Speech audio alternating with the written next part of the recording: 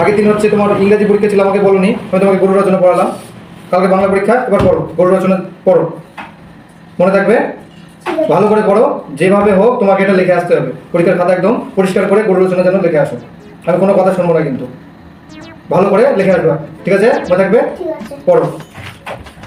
গরু গরু একটি শান্ত গৃহপালিত পশু। গরু 4টি পা ও 4টি পায়ের তলায় খুব থাকে।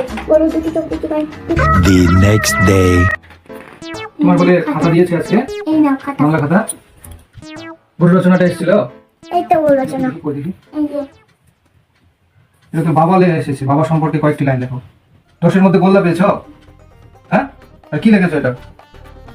বাবা আমাদের গৃহপালিত প্রাণী, বাবার 2টি শিং আছে, বাবার একটি লেজ আছে, বাবাকে আমরা 2 বেলা খড় খেতে দেই, বাবা হাম্বা হাম্বা করে, বাবার 4টি পা আছে। কি এগুলো কি?